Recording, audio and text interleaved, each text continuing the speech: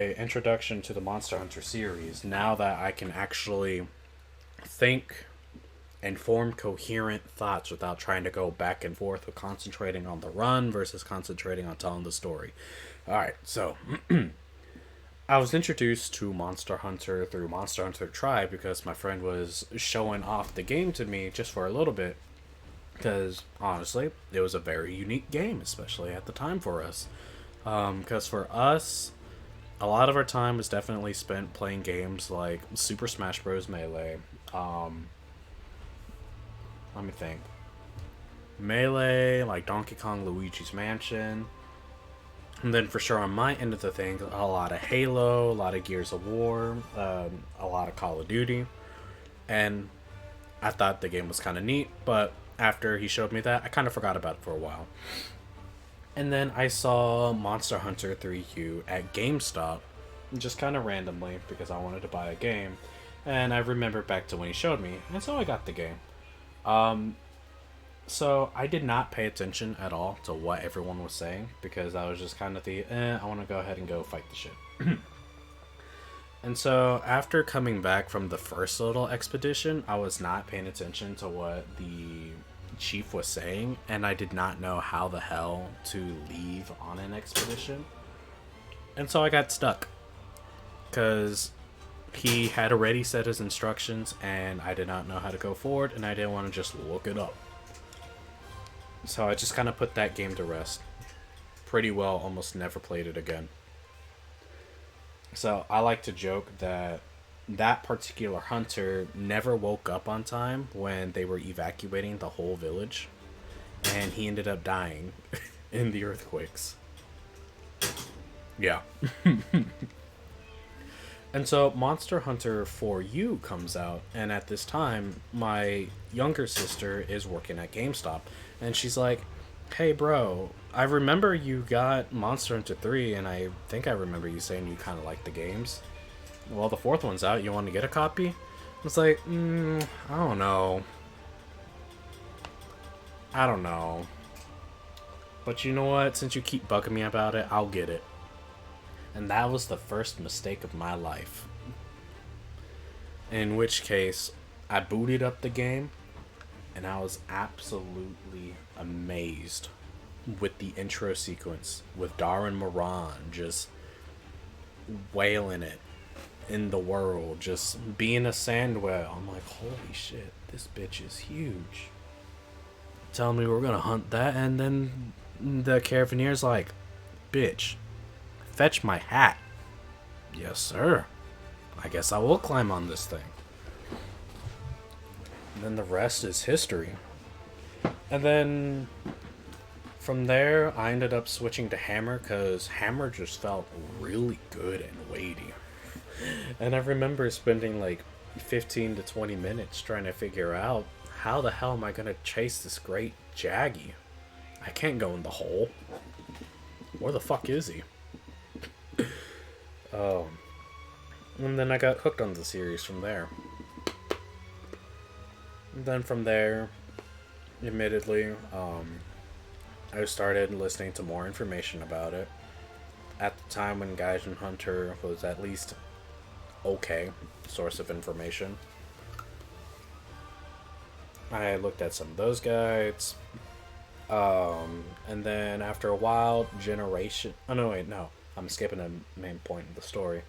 And then after a bit, I talked about it so much that my wife, girlfriend at the time, ended up buying the game so she could play it with me. So we played it together, and she used dual blades, and she loves the dual blades so much that she does not let me use the dual blades. So you will probably almost never catch me using dual blades in these streams, just out of respect for her. And the combo that we ended up doing at around G rank to help farm for materials was generally along the lines of I would get the first KO. Actually, no, it was we get the first mount, then I would try to get the first KO, and then after that first KO, she would end up paralyzing the monster, which would help lead to the next KO. And we did that for a while. And I remember there was a point where I even told her, Like, you can't paralyze White Fatalis. What are you doing? And she's like, yeah, you can. Watch me. And she fucking paralyzed White Fatalis. I was like, wow. Shit. Okay. I guess you can paralyze White Fatalis. And then Generations came out, and unfortunately, that's when we stopped playing Monster Hunter together. Because A, she got burned out of the series. And not only that, but with the super close FOV, it ended up kind of hurting her eyes, and she had to strain herself a lot just to see what was going on the screen. And so she kind of stopped playing Monster Hunter from there, but I continued on. And it wasn't until much later into playing Generations, and after consuming a good handful of speedruns from Conte Perme and a Cantor Rex, where I decided I want to try speedrunning, because I told myself, shit, I want to be that good at the game. I mean, if they can do it, why can't I? And I remember my first monster I attempted to speedrun was Raytheon. And hilarious thing about it is that, for whatever reason, I had it in my head that Raytheon's weakness was fucking electricity and not dragon. Oh, sorry, itchy throat. And so I tried speedrunning her with the Kirin Sword and Shield, and I was pretty happy with myself for getting, I think it was around 6 or 7 minutes against Hyper Raytheon with the Kirin Sword and Shield. Little did I know how to fucking grind a Latrion, but I didn't do that. And then my next target ended up being Zamtrios, because that was definitely one of my favorite monsters at the time. And so with Zamtrios, I ended up using Adept Dual Blades with the Kirin Dual Blades. And I think I ended up getting somewhere around a 208 or a 213 against Zamtrios. And honestly, I was pretty fucking stoked. I was on top of the world. But then I accidentally broke my 3DS. And as a result, I didn't play Monster Hunter again until Monster Hunter World came out.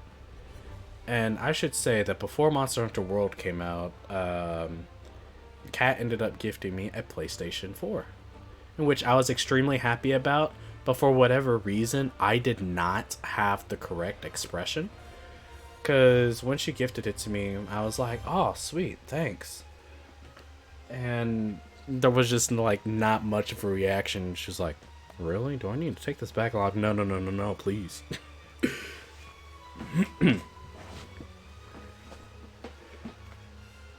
Oh, man.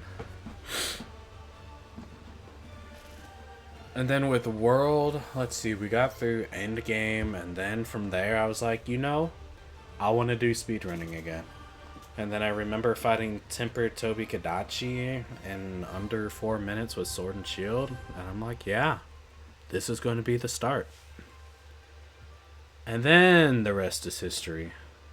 Shit. I don't know how many fucking speedruns I put into Monster Hunter World, honestly. I think if I were to look at my playlist right now on YouTube, in fact, let me just go ahead and do that, why not? And I'll go ahead and take y'all with me on the journey. So let me pull up the window capture or display capture. Let me see. Sure, YouTube Studio, why not? You get to see all my stats. Plot twist, I don't really pay too much attention to it. Oh, there it is. Alright, shit, 78? Are you fucking for real? God damn. Where is it? World. Yeah, around 167. Sounds about right. Honestly, one of my favorite quests to do, for... Oh my god, get out of here. Jesus. One of my favorite quests to do in that game, for sure, was the triple threat, or whatever it was called. Oh, sorry about that, my mic just fell.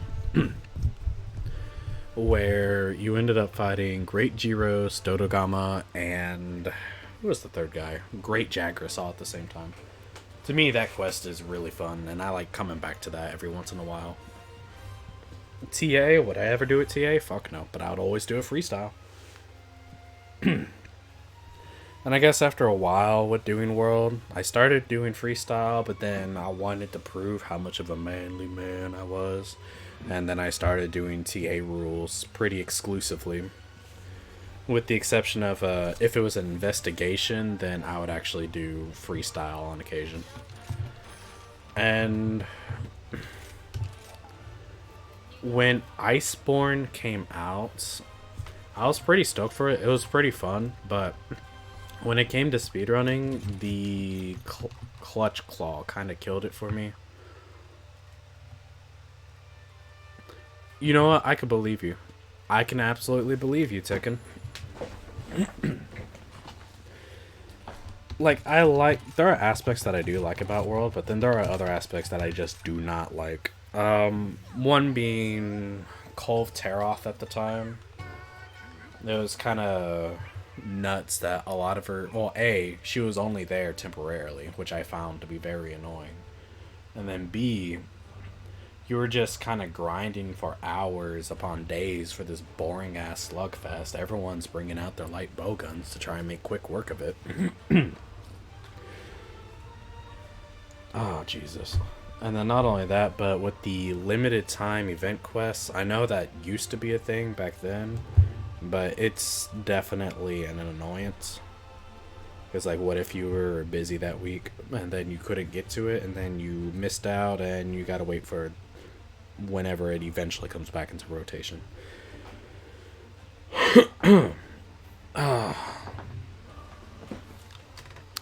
Let's delete that comment.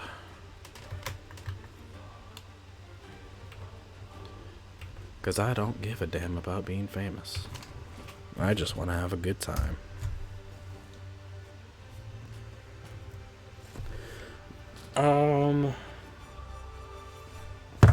But let me think. How do I do this?